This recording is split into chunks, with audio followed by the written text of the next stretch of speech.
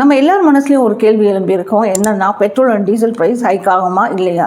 ஏன்னா இந்த US and Iran வாரில் பார்த்தீங்கன்னா ரொம்ப எஃபெக்ட் பண்ணப்பட்டது வந்து க்ரூட் ஆயிலோட இம்போர்ட் தான். இது வந்து இந்தியாவுக்கு மட்டும் கிடையாது, மற்ற அதர் கண்ட்ரிஸ்க்கு. இந்த பெட்ரோல் அண்ட் டீசல் மூலியமா ஒரு பார்ட் ஆஃப் ரெவன்யூ வந்து சென்ட்ரல் கவர்மெண்ட்டுக்கு போயிட்டு இருக்கு.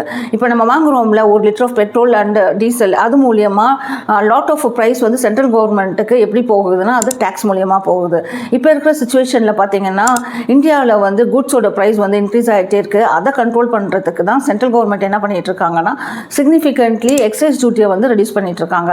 இப்போ இதை இன்னும் கொஞ்சம் டீட்டெயிலாக நம்ம பார்க்கலாமா? க்ரூட் ஆயில் நம்ம எங்கேருந்து வாங்குறோம்னா நம்ம வந்து இன்டர்நேஷனல் மார்க்கெட்லேருந்து வாங்குறோம். அதுக்கப்புறம் அதை வந்து ரிஃபைனரி வரைக்கும் டிரான்ஸ்போர்ட் பண்ணுறோம்.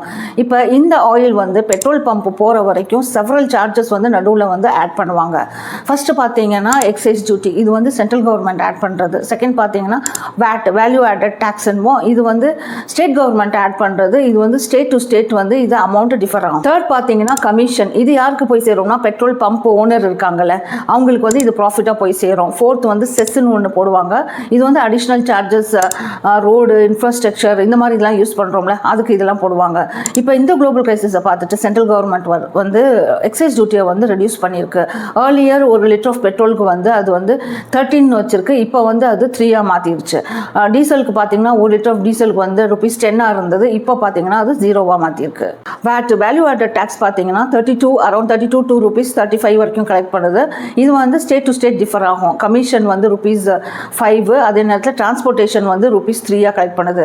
On the top of it cess வந்து பர் லிட்டருக்கு வந்து ₹11.90 கலெக்ட் பண்ணுது. இப்போ சப்போஸ் பெட்ரோலோட விலை வந்து ₹100 இருக்கு, அதுக்கு வந்து டேக்ஸ் 55 சென்ட்ரல் கவர்மெண்ட் போடுதுன்னா அப்போ சென்ட்ரல் கவர்மெண்ட் வந்து lakhs of crores of rupees வந்து பெட்ரோல் செக்டர்கிட்ட இருந்து ஏர்ன் பண்ணுது. அது ஆஸ் பர் 2021 to 22 கவர்மெண்ட் வந்து ஆன் அன் ஆவரேஜ் பெட்ரோலில் வந்து 4.3 lakh crore, டீசலில் பார்த்தீங்கன்னா 30 to 35,000 crore பர் மந்த் அது வந்து ரெவன்யூவாக ஏர்ன் பண்ணிட்டு இருக்கு. இப்போதைக்கு உள்ள சுச்சுவேஷன் அது வந்து எக்ஸைஸ் டியூட்டியை கொஞ்சம் குறைச்சதுனால அதுக்கு வந்து ரெவன்யூ வந்து டிக்ரீஸ் ஆகிட்டு தான் இருக்கும். ஆக மொத்தத்தில் பெட்ரோல் அண்ட் டீசல் விலை ஏற்றாமல் இருக்கிறதுக்கு சென்ட்ரல் கவர்மெண்ட் வந்து முயற்சி எடுத்துட்டு தான் இருக்குது. பட் ஃபியூச்சரில் என்ன நடக்குதுன்னு நம்ம வெயிட் பண்ணி தான் பார்க்கணும்.